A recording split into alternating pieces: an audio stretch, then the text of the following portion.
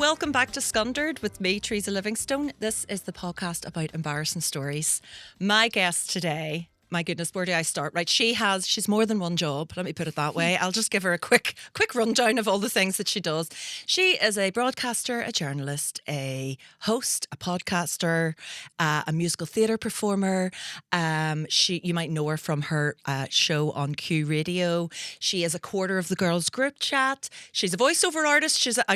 I'm tired just thinking about all of this, so please welcome Jordan Arnold. Hey, thank you so much for having me and for that wonderful introduction. I could keep going though. There's Please like about a million other things. What else do you know? This is a test. How are you doing all of this? Are not you well, girl.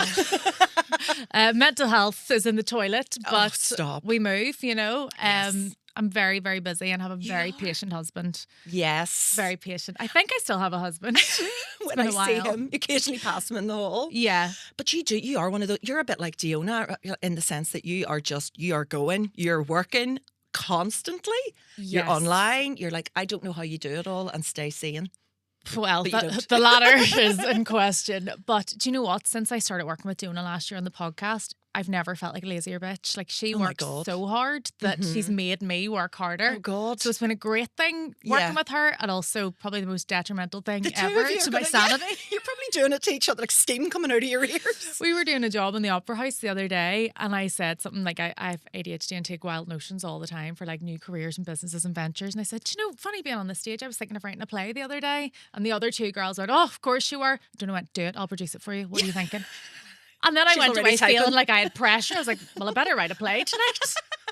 So, but it's great to have people like that around you because is great. Yeah, she'll make things happen for you. Yeah, being around hardworking, motivated women is the best thing ever. And like, no disrespect to my friends who I had prior to the podcast and still have. I didn't just start the podcast. They're all lazy bitches. But they are so lazy. No, they have like traditional 9 to 5. Yes. And holiday pay and sick pay, and they're all doing really well in their careers, but can't relate to my crazy creative brain that constantly needs to be working and creating opportunities and things like that. Yeah. So bouncing off the other girls and having people who understand when you say, I'm literally working this morning, this afternoon, this evening, and probably into the wee hours of the night. Yeah. It's quite validating. Yes. And does spur you on to work harder. Yes. Because I see like the opportunities that they get and the things that they create for themselves and go, oh, maybe I could try that, or maybe I could take that in a different direction. So it's great, but tiring. Do you help? Yeah. What do you do to kind of keep each other sane? Or how good are you at actually relaxing? I'm not a relaxed No. person.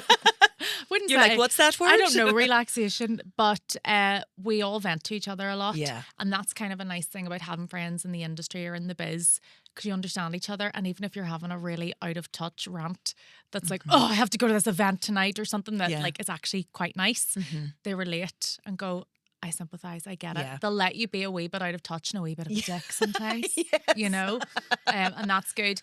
And we're good at checking in with each other and saying like, here, I know you've loads on this week. Can I take over social media duties? Can I edit something for you? Oh, that's brilliant. So the 4 of you, so this is the girls group chat. Yes. Which is phenomenally successful. Crazy. You're doing the SSE Arena in September. I know. That's mental. Somehow, by hook or by crook. Again, Diona was like, okay, we need to do a show. This was last year. And we were thinking, God, imagine if we could do like the Mandela Hall or something. She went, no, we need to go straight in with the waterfront. And as soon as it's sold out, she was like, okay, get the SSE booked. Yeah. And thank God for her. She is so laser focused once she gets an idea and she's like, it just will happen. And drives you. Somehow. And the rest of us were like, yeah. And then as the waterfront got closer, we were like, oh, we have like 2,000 people coming to see us and we actually need to put on a show for them. We can't just come out here and be like, hey, all right, well, what's the crack? So, and that's a whole different aspect of podcasting, isn't it? To like transferring it onto a stage and doing it as an actual show. But with you've got stage experience and stage presence for want of what's the best way of describing it? You've done musical theatre. Experience. You have experience. Yes. So I kind of know the flow of a show. Oh, that rhymed. And I'm not shy in front of an audience. Yeah. Unfortunately, they are yet to let me go out and do a full musical number. Oh, seriously? Rude. Because I was going to ask you, have you sang it? Did you sing at any of the other shows? No. So the sound cut out at our Revolution to Cuba Sunday social, the first one that we hosted. So I ended up impromptu singing a song.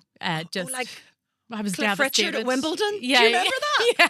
We're singing. So I was like, oh, okay, fine, I'll sing. And then I very much empathise with this, yeah. we did All I Want for Christmas Is You at our waterfront show, which I envisioned being more of a solo than it was. There was 2,000 people singing along with me, which was kind You of were rude. like, shut up. Yeah, I was like, but I'm that person at karaoke who gets up and everyone else is having a laugh and singing Living on a Prayer. And I'm like, this is I Dreamed a Dream from Les Mis. Oh, and I make listen. sure everybody listens to every word. I can't believe you even used that as an example because that resonates hard with me. I was a big musical theatre lover when I was from about the age of like 8 or 9. I would have had Les Mis, like the whole soundtrack on a tape, and would have just sang it from start to finish by Amazing. myself. Yeah. Right? Now, nobody was asking me out whenever I was 13 or 14 because I was at Weird. home being like, bring him home. Singing that to the boys in my class, bring him home to my mother. Believe they didn't ask you out. That's I so weird. know. But the first time I ever, so all I wanted to do was get like a solo, be on stage, and I just never got the opportunity. And the first time I did was like a talent competition at school, Nice. and loads of the other girls were doing like dance routines, and like boys were doing like keeping up with the football to some techno, right? And I was like, no, I will be singing I Dreamed a Dream from Les Miserables. No. And yes, I got up, right? Everybody, like, I can't remember what was in the charts at the time, but a lot of sort of like, Wasn't that? it wasn't that. Half the people in the room didn't know what it was or what. So I got up and sort of started it like very softly, very like, I dreamed a dream. And people were like, speak up. And I was like, come by, right? And my nerves just completely kicked in. My throat closed up, right? And the rest of it sounded like a baby goat. I was just like, I would leave together, right? And the front row started to laugh. Like people in the front row started laughing. Like most of them were staff, and they were all just a bit like, "Oh God, this has gone terribly wrong." And it was like a Mexican wave. The laughter just went from the front of the room all the way to the back until the whole audience was laughing, and I was getting more and more in my head, like completely having a nervous breakdown. And at one point I got to the part where it went, we would live the years together. And like somebody came on stage and was like, that's enough. Like a teacher just went, we'll just stop Like a it big there. Eric moment. Like, here you go. That's enough, darling. Thanks. And I was like, well, that wasn't my big break. It'll still come though. It'll come sometime. Do you know But what, though? Maybe hearing all that laughter in the audience subconsciously made you go, I've got a future in comedy. I went, I'm going to pivot. Yeah, I can make people laugh one way or another. Well, I went to see The Bodyguard in the Opera House a few weeks ago, and I only felt embarrassment now, over 20 years later, for what I did at my school talent show when I was 15. I sang as a very, very skinny, young white woman. I believe that children are the future. Teach them well and let them lead the way. Even though I am one. In full Whitney mode, really thought I was that woman. Were you waving to people and all at the back? I really thought I was teaching people a little bit of wisdom through my vocals, and I was wearing a very low cut silver dress and a big pink bra sticking out of it, and I'm going, I believe the children are the future. And it's quite a big belty song. I had no business singing it whatsoever, but I had no concept at that age of being embarrassed at all because I just thought I was class, and I was like, here, I actually am Whitney Houston. But it was only when I saw it in the Opera House of how it should be sung, I was You're like, oh, and that's how many years? might have been a misstep. I owe some people an apology. But taking yourself really, like, I need dry ice. Yeah. You know, everybody. I was No, like, totally. can we get a sound check? What's the lighting situation going to be? Will you see my big pink bra? All that sort of thing, very important to me. But I did Les Mis in the Opera House last year and played ya? Madame Thenardier. Oh, wow.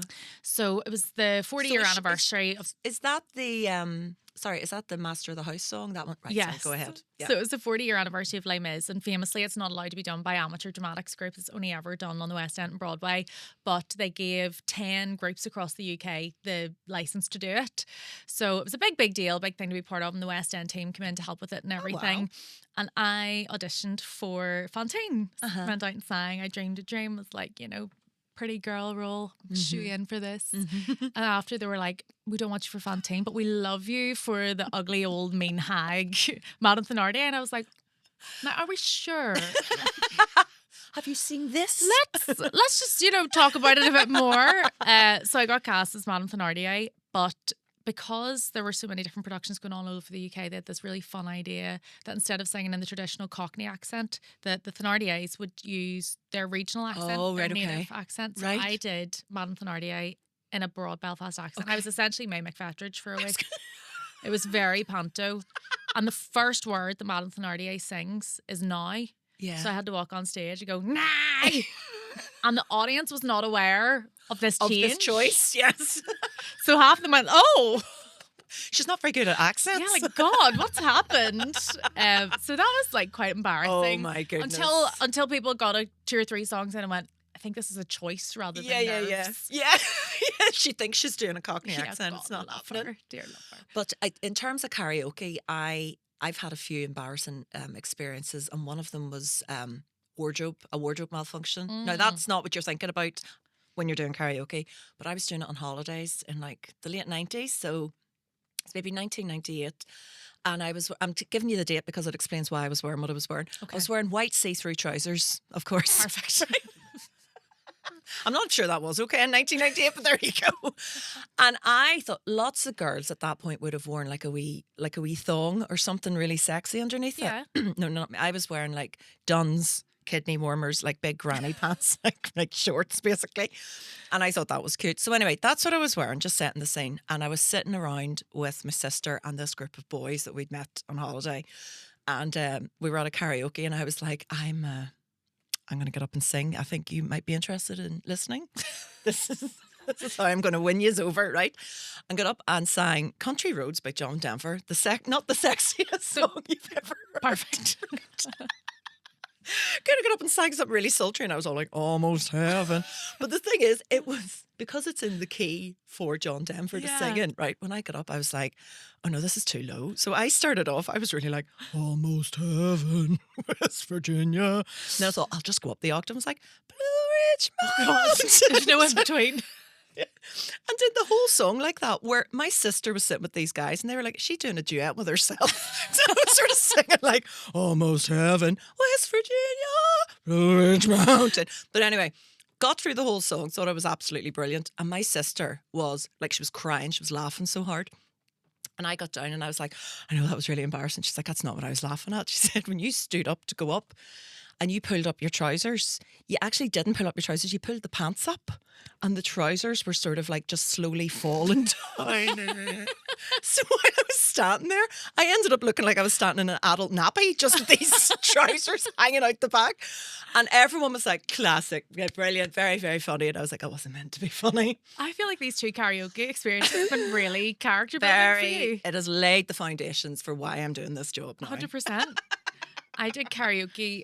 Q Radio used to do a ski trip every year, and it was the breakfast team who would take listeners on it. So it was me and my co-host Ryan. It was my first year working in Q, and we took like 300 listeners or something to Bulgaria. Oh my God. I know. And I was not a bit wise. Like, I was 27 and just single, on the drink, like having a ball. And I don't know, I don't think media training had quite hit me yet, or like the impression that I was there representing Q. I was like, I'm not in the studio. See you, suckers. And I had a glass of red wine at après ski on the first day, and that was me for the whole week. I was just completely blocked the entire week. I can say this because my now boss was on the trip with me and knows, like, he witnessed it. And on night 1, it wasn't karaoke, but I was like, Ryan, it is now. Put on a karaoke track and let me sing. Oh. So I got and up then be all sang. surprised when it comes. What? Me? Me? Oh, is this a microphone? Fine. So I got up and sang "Let It Go" from Frozen. Oh yeah. But from the video, you wouldn't have thought we were in some like wee dingy club at a ski resort in Bulgaria. I looked like I thought I was in the O2 Arena, and I was really giving it stacks and like looking down at the crowd as if it was like my audience, my people. And after the stunning performance, I grabbed one of the listeners. They were these 2 gay guys there together, and I took a real shine into one of them. Always will find a gay guy in the room and just gravitate towards him. It's my natural energy. And there's a stunning video of us dancing together where I was like slut dropping and, you know, slamming him and all this here. And then at one point I put my t-shirt over his head and just like cradled his head in my bosom. Which I didn't have any recollection of till the next morning. And Ryan was like, oh, mate, you last night. And I was like, oh, no, singing Let It Go. What am I like? And he's like, no, it was the dancing afterwards. Oh, my Ryan, God. This can go nowhere. And we had a group, like Facebook group for everyone who's on the ski trip. And I went on and I was like, anyone has photos and videos from last night? No, you don't. What happens on the ski trip stays in the ski trip. So was it being recorded for the radio show? Like No, no. so we were broadcasting from there in the morning. Then the rest of the day we had to do You had some off. social media stuff like skiing and whatever else. But skiing on a ski trip, imagine. But then sort of the nighttime, we were essentially like Butlin's reps for the week. We were just sort of at everyone's beck and call at all times to do activities and entertain mental. at nighttime. So we'd be up drinking till like 3 a.m, then up at 5 to do our show. It was hectic. So much fun. Yeah. Couldn't do it now. Yeah. 35, not a chance. But really fun at the time. Yeah. But really lucky I still have a job from a lot of stuff I said and did that week. 100%. Yeah. I got confused when you were talking about putting the t-shirt over his head. I thought that was still during Let It Go, and I was like, I must have gone out. No, I'm for not that popcorn during talented. the film. No. Wasn't singing and harassing someone at the same time. Oh, I've got that down too, Nick. So what did you start doing first? You've been doing, how long have you been at Q? 7 years now. Right, okay. Yeah. Amazing. I know.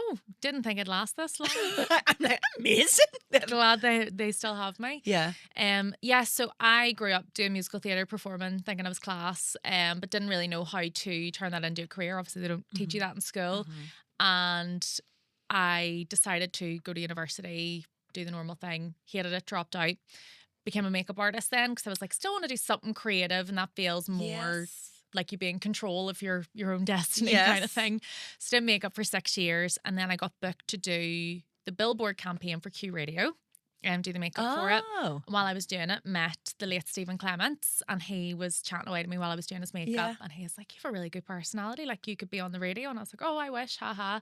Thought he was just flirting with me, to be honest with you. And then about 6 months later, we kept in touch via Instagram and stuff. He messaged me and said, like, between friends, there might be a gap coming up at the station. It'd be a really good time to get a demo in. Because obviously in radio, it doesn't matter if you're fabulously talented and like the next big thing in radio, if there's not a gap to put you in, you know, it's a scheduling thing. They can't accommodate everybody. Yeah.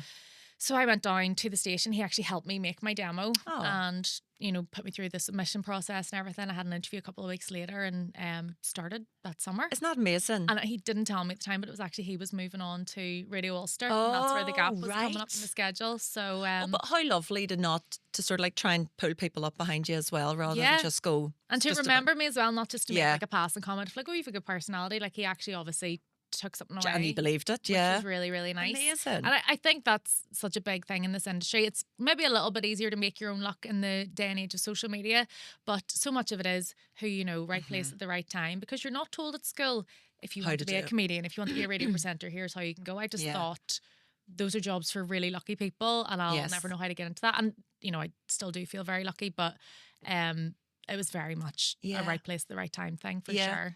Hi, sorry to interrupt. If you're enjoying this episode, do me a huge favour and hit like and subscribe. It all really helps. If you're watching it on YouTube, if you're listening to it on Apple, Spotify, wherever it is, follow me and stay with me for the crack. And was it presenting and things like that you'd always kind of had a wee hankering for? Just wasn't sure how to sort of step into it? Yeah, I always wanted to be a TV presenter, wanted to do like Blue Peter or something like that. And in hindsight, I kind of wish I dropped out of school when I was 16 and gone and started making tea in the BBC kind of thing. You know, work my way up that way. Obviously, things have worked out for me okay. But again, just didn't know how. Yeah. And my mum's friend used to be on the BBC and she like had me to have a cup of tea with him whenever I was like 18 to discuss how you would get into it. And he almost tried to put me off. I think he was trying to make sure I wasn't just like seeking fame and having stars in my eyes. He's like, no, like it's really, really hard. You probably have years where you're not on screen. The pay's really rubbish at the start. You know, he told me all these bad things.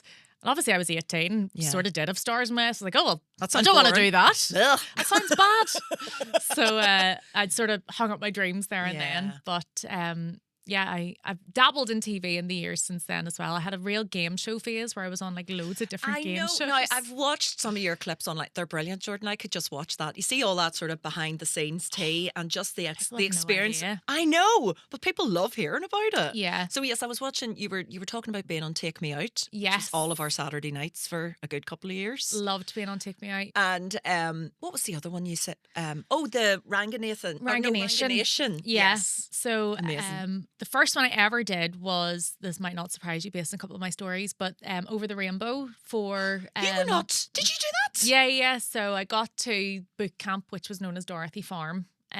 So they shipped us all off to a big farm. And sounds like where they grow gay men. Just like out of it. I think Maybe. So between singing, acting, and dancing, you had to go out and like muck out the pigs so they get like all this sort of funny footage. But dancing is not my strength. I love that. It was great, and like some of the girls from it have gone on to do so well. But I didn't make it to the live shows because you had to be a triple threat: singing, acting, and dancing. Dancing is absolutely a huge weakness of mine. In that I can't.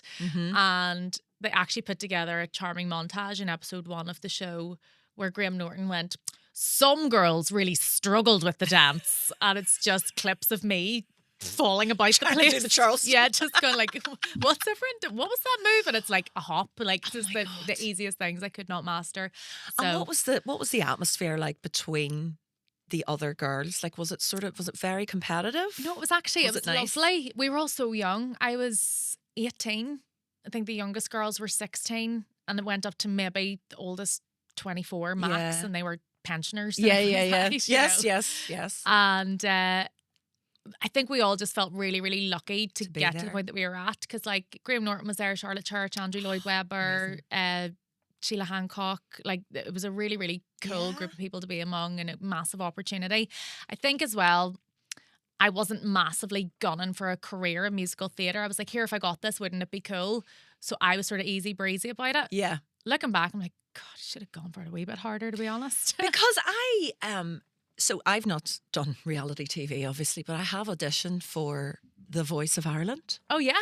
And I got to the spinny chair bit, right? And nobody turned around. And thank God it never made TV. But I was so naive about all of that sort of thing. And I genuinely thought it was about finding the next great singer, and not really about it was really about making a TV program. Yeah.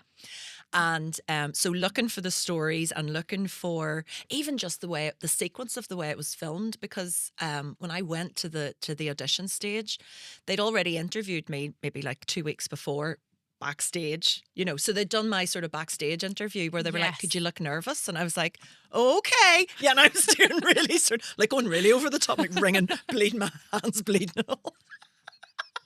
Swinging more vodka. I was like, I'm so nervous. They're like, dial it down a wee bit. And had me pacing around backstage. Like, it was all so silly. And I was just, my eyes were open, because I was really like, oh my God, this isn't real. None of this is real.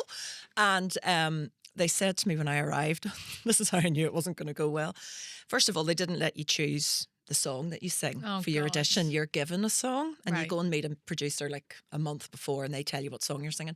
So I was quite far down the list. So I came in with some ideas, and I was like, I'm really good at this or this. And they went, I'm really good at doing a duet with myself. I'll do Islands in the Stream. And they said, no, what about this Cheryl Cole song? What the fuck? Promise This, right? Not even one that you'd know. Oh, it was a real sort of yeah. yeah. But the Adele version of it. So listen, stay with me, right? So they were like, Adele did a version on Radio 1 that was really slowed down. Now that's not a song that works when you slow it down. It was like this. Promise this. I was like, first of all, I've never heard this. Did they hate you? They did. Because I was like, well, I didn't realise. Clearly, I think I was there on the day for them to test the sound and the lights. So they were like, we need to send somebody out and do all of our like sound checks. So I got stuck with this song. I was like, I hate this song. Like, it's so bad. But I was like, well, whatever, make the best of it. I'll do my absolute best. Went off and got myself all ready for the audition. And whenever I came out, when I got there on the day, they were like, you're on first. I was like, oh, okay, this isn't good. Nobody's spinning around. Yeah, you're going on first. And when they brought the audience in, first. I was stood backstage, and then they brought the 4 judges in to the audience as a big, like, give them a big round of applause. And it was like Cian Egan from Westlife, Jamelia, Brezzy, Niall Breslin, who's a singer down south. He's not very well known up here. And somebody else I can't remember. Oh, Sharon Core, right? Okay. So they were the judges, and they were all brought on to their wee chairs. And what I didn't realise was, for the purpose of TV, they were brought on, they sat down in their chairs facing the stage, and then they all would spin around to put their backs to the stage, right? So I didn't know that was happening. They were all sat in their chairs, I was stood beside a stage manager who was talking to someone on his headset, not me. And he went, go ahead. And I went, go ahead, okay. And I just walked out right, in front of all 4 judges who were just staring at me. And they were like, can I move? So I went backwards. I did like a sort of big jokey wah, wah, wah. People in the audience were just like, I'm confused. What the fuck is happening? And then the stage manager or the floor manager came out and he said, can we all pretend that didn't happen? You haven't seen her. And now we're going to start with her audition. And I was like, it's going really well. It's going really well. Then I had to come out again with their backs to me. Nobody turned around, and I genuinely thought somebody would. Like you sort of really do psych yourself up. As in, like, it's like they wouldn't spend all this time filming me, and they've brought me to Dublin twice already. Like this is, who will my agent be? I can't wait to find out. Who will I pick when all 4 of them turn around and I have to choose one? I'm going to let them down gently. It was so bad. So nobody turned around, and I just finished and was like, thank you. Then they turned around and they spent about 15 minutes giving me feedback, so that in the hope that maybe there would be like 20 seconds they might use on TV. So you could just see they were just saying as much as they could think of to critique me. By the end of the 15 minutes, I was like trying not to cry. God. They were like, yeah, it just wasn't for me. No, I just didn't like it. I didn't really like that song. And they all just kept going, that wasn't a very nice song. And I was like, I know. And we're trying to find 2,000 ways to say we didn't like it to like fill it. 20 That's minutes. exactly it. They were like, I don't think you really believe in yourself. I think that's the problem. I think you've got a problem. You're just like your self-esteem. Like I was waiting for someone to just be like, you could do with losing a stone. Just get the weight off you. It was awful. So I just stood there. And I was like, I'm not going to react because I don't want to be on TV being upset. So I just stood there and went, thank you. Yep, thank you very much. Thank you.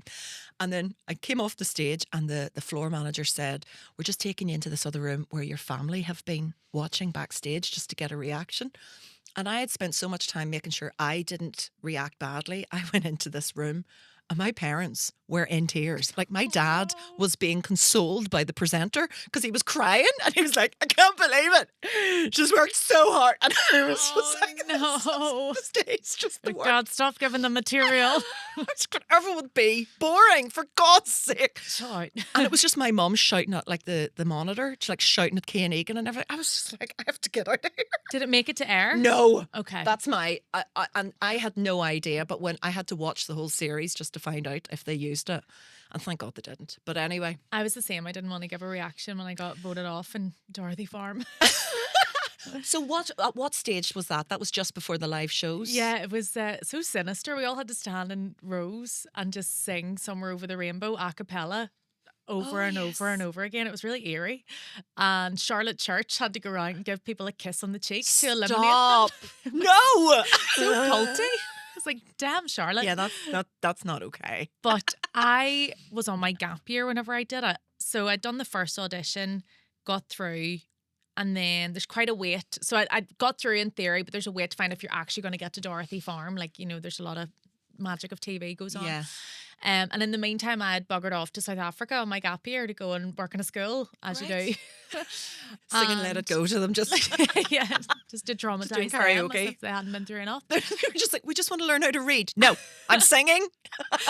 So while I was away, I got the email to say I'd made it through to Dorothy Farm, and I decided to come home for it because I thought this could be a big opportunity, and spoke to my school and they're like, here, we don't really fucking care if you're here or not, to be honest. We're just taking the money from the charity, so go ahead. Leave a photo of you, that'll do. Will do without your colouring in sheets. So I went home and I wasn't able to tell anyone that I was home. I was like in hiding between. So I flew back to NI, went to London or wherever Dorothy Farm was, and then flew back to South Africa from there. So I knew if I didn't get through, I was going back to my gap year anyway. It wasn't like I'd quit my job and I had 3 kids at home to support. It actually didn't matter to me really if I got through or not. So whenever I got eliminated, and they'd made a really big deal of me because I can chat. I'd done lots and lots of side interviews, and I was, very confident and chatty. I'm confident in my singing and acting ability. So I felt fairly sure that I was going to get through and had been set up that way. Yeah. The dancing came along and dashed my dreams, but that's okay. How much dancing does Dorothy really do anyway, by the way? But because they had really, really built me up, I was then the first eliminated, I think, to have like a shocker moment of like, God, and Graham Norton goes, Jordan is the first to fall. And I was like, oh my God. So dramatic. So I came off and Graham Norton said like, Jordan, are you okay? Like, how do you feel? Like, I'm sure you really thought you were going to get through to the live shows. And I made sure to be like, I'm grand. I'm going back to South Africa. And he was like, no, I know, but like, this was your How dream. And I was upsetting like, is it? but I'm really, really happy for the girls who got through. And I don't know where I summoned the professionalism from, because now I would probably crumble. Yeah. But I was like, oh, whatever. Yes. And they were literally like, right, we can't use Try that. and make And her like, wave cry, me yeah. away. So I barely made the cut for the TV show, Oh, because wow. I was so Because you were stony. so, yeah. Like, whatever. Didn't want this stupid show anyway. That would have made the cut, actually. No, you're just right. That's amazing. Is it? It's probably still online somewhere, is it? That No. series? Is it not? I don't know. Oh, it definitely is. I'm going to go Probably. and find it. So, God, you've met Graham Norton. I'm very jealous. That is somebody I would love to meet. Although I think I might I don't think he remembers it. I'm not going to say it stuck out in his mind. It's like one of the pivotal moments of his life, to be honest. But do you meet, who's the most famous person you've met? Um, Or to you, like the biggest, someone that meant the most to you that you've either... The one I was most nervous for, and who's probably like internationally famous, is Jason Derulo, because interviewing Americans always feels like a lot more high pressure than British people know. or Irish. It's just like a lot more high maintenance. There's a lot more hoops to jump through. Like, for example, with Jason Derulo, you're not allowed to sing his name to him. So when he comes on, you can't go, "Hey, it's Jason Derulo." And it's in his contract. Stop. So I guess early in his Why, that must career, have happened a every lot. chat show he went on, that was probably how hosts welcomed him. And he probably went, "This is really fun." Oh, that's so annoying. funny. So I was really nervous for that one. That you 'cause I were was going to do it sort of like... trying to subconsciously not sing this man's name. I loved interviewing Prue Leith. She was an absolute yeah. legend.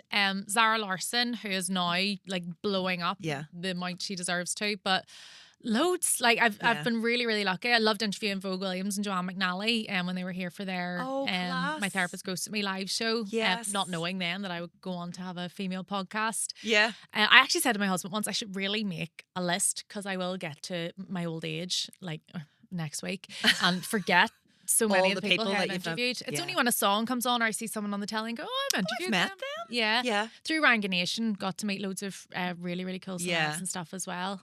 But you're so professional. You see, I've met a lot of comedians, a lot of famous comedians. But if I meet somebody outside, like an actor or whatever, or like somebody that I idolize, I crumble. Like I know, I right? can't, I wouldn't, I become very strange. Like I was sitting in, when Game of Thrones was being filmed here, and Yes. those actors were everywhere, everybody. So me and my husband were out for dinner, and Jon Snow, Kit Harington, was out for dinner by himself, right? Now, clearly did not want to be bothered, right? But he was sitting like as far away from, like we were this close to the table right next to us. And we were out for like our anniversary, and I couldn't give a shit about that. I was just like, Jon Snow's beside it. I had messaged my mum, Jon Snow's in this restaurant. She thought I meant the newsreader. And she was like, I don't know why that's exciting. I was like, all right. But he was sat opposite me on the table beside me, and I was texting my husband going, "I'm going to say hello." And he went, "Don't you fucking dare. That man has got headphones in. He doesn't want to be bothered." And I was like, I feel like I'd be letting Northern Ireland down. We're a friendly nation. I need to welcome him, right? This is like season 7 of Game of Thrones. He's more than welcome. But a couple of glasses of wine in anyway, he just had his dinner, he just finished, and I just like leaned over and went like this, "Excuse me," and he deliberately didn't respond, so I tapped him. I was like, "Sorry, excuse me." I don't know if you saw me waving there. Like sat at the table with him, "Hiya," and he just was like, "Yes," like took his headphone out, and I was like, "Just wanted to say, well done." Well done. And he was like, "Great, okay." And I went, "Would it be possible to get a wee photo?" And he went, "Sorry, we're not allowed to." And I went, no problem at all. No, you enjoy your dinner, right?" My husband just sat like, he was so angry. He was just like, "Can't believe you did that."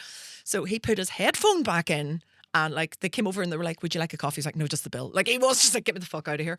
And then the next day, he and some of the other cast had gone to Kelly Sellers, and they'd all taken photos with the staff, and like it was all online. Kelly Sellers were like, "Oh, look who popped in for a drink." My husband's like, "See, he is allowed to take photos. It's just you're a psychopath." I think like that line, "We're not allowed." Like, who would be stopping him? We're from not allowed. taking We're not photos, allowed really? to take photos. And then he's like, "Check, please." Yeah, God. Well done. Well done from me. That's a big thumbs up from Teresa Livingstone. Well done. Oh God. Cringe. He doesn't know what he's missing out on. You could have really helped his career. Oh, yeah. What a loser. So embarrassing story. We've been talking for half an hour and I haven't really asked you about we've talked Bit about of my life's an embarrassing story. Yes. Do you have any good embarrassing stories, Jordan? Because you're very good at maintaining a professional air about you. Do you know what? This is actually something I'm trying to shake a wee bit at the minute. I've become too family friendly, squeaky clean through too many years at Q. Like whenever I Right. started, I was still very unfiltered, very on media Yeah. trained, still like would jump on my Instagram stories and say whatever the fuck. And it was only when I started the podcast last year and a couple of the girls were like, here, you're actually good crack. I was like, oh, I've lost this somewhere in my needing to filter myself constantly. And, you know, But that's understandable when it's your job. Yeah. I and it's- know. Yeah. I feel there has been a real shift within radio and the world of media in general, where most people do have podcasts or come on their social Yeah. media and actually speak their mind. So I'm trying to learn to unfilter myself again. Yes. Whilst also still dreaming of being a presenter at the BBC one day and wanting my own show. So, you She's know, just manifesting that, putting it out there. I don't want to go Yes. completely off the rails. But yeah, I used to post anything and everything on my Instagram story. I came on, would not give a fuck, especially before I started at Q. Yeah. It took a while to drill it out of me when I started there. Beforehand, I would have come on and said anything. And I went on a night out one night and I woke up and my room was covered in pizza. I had ordered 4 large pizzas and loads of like chicken goujons and chips, like loads of sides. There was just junk food all over my room. And I was like, so I got a phone through and I'm like, what the fuck has happened in here this morning? Tripsing over pizza. Like, what is going on? So I had ordered 2. I lived on my own and I was about 8 stone at the time. And I had ordered 2 large pizzas and all the sides from 2 different companies. So I think I got home blocked, ordered one. And forgot about Went, it. oh, must order a pizza, and then ordered more. So there just ends up being food all over the room. I'm documenting it on my stories as we go. There was money all over the floor, pennies, mind you, not like £20 notes, unfortunately. And I went, what is that? And there was something hanging out of my handbag, and it was a big pair of beige pants. And they weren't mine. Oh, Jesus. And I live on my stories went, some dirty, rotten bastard has put their knickers in my bag. Oh, this is you live on Instagram? Not Instagram live, but like I was recording it you were as I recording it found as the you were pants doing it, and yeah. posted it. Yeah. Oh, God. And it was before I was doing any sort of social media work or anything. But before the time, I still had like a few thousand followers. Yeah. Like there's plenty of people who saw it. And I was literally like one eyelash hanging off, like just wearing a bra. Like I was an absolute mess. This room covered in food and knickers. And so many people were messaging me like, whose are the knickers? We must know. And I was like, I literally have no idea. It's like, come on, like totally hanging out my arse. Actually, I was probably still drunk. I'm like, guys, I don't know who these knickers are. Oh my Like, God. honestly, like just being an absolute cretin. And then this girl messaged me and was like, hi, the knickers are mine. We got chatting in the toilets in the bar that we were in, some small bar in Lisburn, mind you. And I said casually to my friend, like, these knickers are really digging into me. And I was like, take them off. And she said, I can't just take my knickers off. And I was like, yes, you can. She goes, well, where to put them? And I was like, in here. Oh, my God. And I invited this stranger to debag Put herself her- and put her knickers in my Oh. bag, and then went home with them and ordered all the food in Lisburn Oh, Jesus. and documented it. Christ. Oh, my God. And it's only looking back now, I'm like, imagine if I posted that now. I don't know who I judge more, to be honest. Mainly her. Why would you take your knickers I off told her and to. give them to somebody? You know what? Put them in your bag. Put them here. Come on. Oh, my God. That could And then be she- like a business. I could just gather up knickers around Belfast, sell them I to some thought you were going to say pervert. something awful like was swapped. You know, I was like, here, mine No, are thank very God. comfy. No, mine were still intact. Oh, my Now that you God. mention it. No, I do believe I woke up with mine. But yeah, it was just that total unfiltered thing Yes. of just But posting whatever. But funny, I do think I like the how real you do post a lot of stuff that isn't always everything's great and sunny, and you'll talk about stuff that's hard as well. Yes. And I think that's what draws people in a lot more now, is that sort of authentic. I try to do an self. element of that, but like, you know, when I sit down and have a proper conversation with people off camera, or it's not a work thing, and I swear, or I tell a risque story, or I like, you know, say something that isn't like, oh, and now here's a song. Yeah. They're like, fuck, you're good crack. And I'm like, yeah, kind of famously. But yeah, I'm trying to Let that out a wee don't, bit I more. don't mind talking about mental health stuff online or coming on with no makeup on and stuff. That's fine. But I'm still trying to like become good crack again.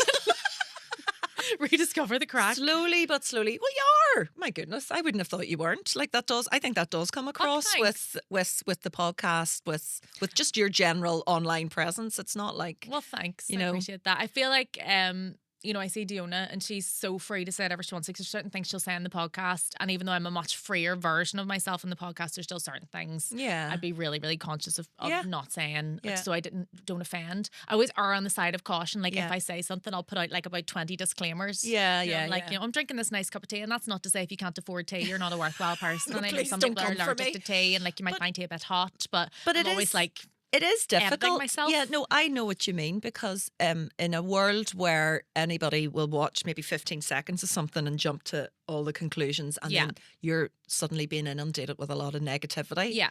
And there's so much whataboutism nowadays as well. Like you can't just say your own lived experience or tell a story without people being like, oh, what about people who can't drink tea or whatever it is, you know. There's not one thing you could post that someone wouldn't find a problem with. Yep. There's a lot of very 100%. Sad people out there. Yeah. I'd like just imagine those people who sit at home waiting for an opportunity to comment on something like, aha, they didn't caveat this. Yeah. Or if you dare come on and say like, oh, I'm from Northern Ireland, people are like, I think you'll find it's the north of Ireland. I know. You went to Londonderry? I think you went to Derry. Yeah. People just love They're waiting for it. Contrarian for the sake of being a dick. Completely. And then you look at the profile photo and it's usually somebody with like, you know, like, I'm not going to get into this. I start being a wee bit. It's usually someone with no profile picture. But the thing is as well, if you dare to like answer back to somebody, and especially because I do work for Q and for the BBC, Q's building is over there. Fernand doesn't know why I'm pointing Q through this wall. I do have like HR departments to be beholden to. Yes. So as much as like if someone leaves me a slobbery comment, I might want to be like, well, do you know what it is about you? I do have to, you know, watch myself a wee bit, which and is you can annoying. Yourself insane trying to go back, trying to take on everybody that has a negative. That's it as well. You'll just, the best practice is just block down. Yeah. Just don't engage. Right, I'm going to ask you some would you rathers. Okay. Let me see. Okay, so I think I actually know this isn't an embarrassing thing for you whatsoever. Would you rather uncontrollably break into song or unexpectedly lose your voice? Oh, God. Well, I don't even know why I asked. Is that an invitation? Go. Yeah, definitely break into song. You would rather do that? Yeah, I know. I do. I do it more. I do it less now, but I used to hum an awful lot, like without realising. And I used to think it was because I was just afraid of silence. But I think it's a form of stimming. Like it is literally something. I'm just like, I just like make wee noises constantly, and will look for any opportunity to sing. Yeah, I'm not embarrassed about singing at all. Like if someone was to say to me, "Oh my God, the show's gone off the air. You need to sing for the next 15 minutes," I'd be like, "Okay, Jordan, great. seriously, I was saying this last week. I like whenever I was a kid and I would go to see gigs, concerts or shows or whatever, I'd always be getting ready to go and being like, what if somebody gets sick on stage and they need to like pull somebody out of the audience? I'll be ready, That'd right? be awful. And even like I was going to see Tori Amos, who's this singer who I've loved for all of my life, about 2 weeks ago, and I was still getting dressed thinking, imagine if she came out and was like, off chance, like she came out and go, does anybody know how to play Winter? I'd be like, I do. I'll play, you sing, go on. Uncontrollably sing. You need to notify a member of staff every time you arrive somewhere where there's a singer. Just so you know. I'm ready. I went, when I went to see Take That, this was like 1994, I think it was a long time ago. It was the first time I'd gone to see like a big proper gig in the King's Hall. And my mum picked me up afterwards and I was deliriously high after having seen them, right? I'd lost my mind. I was like, ah! And just in that sort of zone of like, I love them. I was so close to them. I feel like I might be on that stage someday. My mum picked me up from the concert and she said, well, did you enjoy the gig? And I was like, it was amazing. She went, well, I have a big surprise for you at home. And I was like, oh my God, Take That are in my living room. Gary Barlow in a box. And I drove all the way home being like, I don't know how she's managed it, but I'm going to be Take That. Right? This is how deluded I was. And I walked into the house and my sister was there with a puppy and they were like, we got a dog. And I was like, looking behind them all like, is Marco in the toilet? Is something wrong with my brain? Sorry, but what a great night going to see Take That coming up and to a got puppy. a dog. Yeah, it was a great night. But you were fuming. I was fuming. I was like, all I thought Take That were here. I was like, why would you think that? Absolute psychopath. I think it was a valid assumption. Do you lose your voice often? Actually, you probably are very good at looking after. I'm not actually particularly good at looking after myself in general. Like I don't know how I have hair or like don't always have a cold. Like I am so bad at getting like vitamins and nutrients and stuff. But touch wood, I'm very lucky. I very rarely lose my voice. Maybe once a year. Yeah. God, I used to be desperate for it, and it's not been so bad. I sort of cut back on drink. I forgot. Oh yes, well we have some zero alcohol yes, booze please, here. Yes, I actually did stop drinking last year for a good period of time, and I haven't had sore throats and I haven't had colds, and it's amazing actually how much I think maybe that contributed to just losing my voice. I'm the antithesis to your theory because I certainly put that to the test. You're like, no, it makes no difference whatsoever. No. But I would lose my voice all the time, and like I would never. Here you go. This is some very zero much. alcohol. What is this? White wine, Sauvignon Blanc, Gorgeous. Sober Irish. Cheers. I'm doing that very gently because I smashed a glass a couple of episodes ago. There we go. Clumsy. Yes, I was so determined that I was going to be on the stage at some point. I remember auditioning for something when I was like 10 and I had lost my voice. I had no voice. I was in the Girl Guides and they were doing a big show and I was like, well, here's the big break. The big Girl Guides. The Girl Guides. Extravaganza. And my mum was like, look, there's no point. You literally can't speak. And I was like, I am going to this audition. And I just remember they looked at me like there was something, like they were a bit like, they looked at my mum like, why have you put her through this? She's like, she insisted. So I got into this audition and they were like, just sing us a song, just sing Happy Birthday or whatever. And I was like, Happy Birthday. It's a real common theme in these stories. They were just like, that was lovely. Thanks for coming down. I was like, I can come back tomorrow if you like. They're like, no. Aren't show mums the best? Like mums and dads of kids who are performers. Like mine indulged all my delusions. I know. And drove me to every rehearsal, every audition. Like they are to this day, love them. So supportive. I know. My parents are very supportive. I mean, I'm saying that like it's about they're very supportive, but they do. They come to a lot. I'm doing a show in the Lyric in September for 2 nights. They're coming to both nights. Of course. And they've bought tickets. This is why I feel terrible. I was like, no, I can get you tickets this time. They're like, not at all. We will buy them. So they've bought 2. Like my poor mum went into the Lyric, like didn't even do it online. She's like, 4 tickets to see Teresa Livingstone, 2 on the Friday, 2 on the Saturday. That's amazing. Not lovely, but you've got very supportive parents. Very is, yeah. Aren't we lucky? They come to like every night of every show and bring all their family and friends. Their friends are probably like, I'm out of fortune, like trying to support your daughter's dreams. She's not going to make it. Yeah.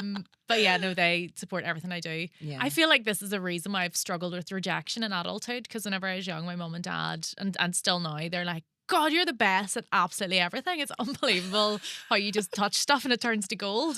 Wow. And they've been like that since I was a child. Like they're so supportive, but believed in me almost too much, I would say. So like if I didn't get a role, I come home and be like, I didn't get the part, so I'm not doing the play. They'd be like, as you shouldn't. What? How dare they not cast you? They wouldn't be like, go and be They're blacklisted now. Yeah, they wouldn't be like, go and be the tree standing in the back. You know, you have to be a team player. They'd be like, fuck them, I'll write them a letter. Yeah. They know who they've rejected. Oh God, I had something similar. Whenever I've grown up and, you know, I get even the gentlest bit of feedback or criticism or I don't get a gig, I'm like, you'll be hearing from my parents. I'm like, wait till I tell Brian this. Thanks very much. I'm like 46. I'll be like, my mum is going to be furious. Yeah, no, all right. I came home from, this was in primary school, and we were doing Joseph and the Technicolor Dreamcoat. And I got cast as one of 4 narrators. They split the narrator role into 4. And I came home and told my mum that I was the narrator. And she went, oh, well, that's the lead. And I was like, yes, well, there's 4 of us. She went, no, that's the lead. That's brilliant. And as an adult, I mentioned this to my husband recently. I was like, well, I was the lead in Joseph. And he was like, you were Joseph? And I went, no, I was the narrator. And he was like, that's not the lead. And I was like, I'll think you fine it is. Yeah. Especially if there's 4 of us. Absolutely. Like that 4-way split narrator. Ever heard of it? All 4 of us trying to sing. And it's just so ridiculous. Oh, dearie me. Well, listen, Jordan, and we've got things to do. You've got a radio show to do as well. I do, yes. So I will let you go. But thank you so much for sharing your funny stories with me. And she's great crack. Everyone needs to know this. Believe it or not. Thank you so much, Jordan. Thanks for having me.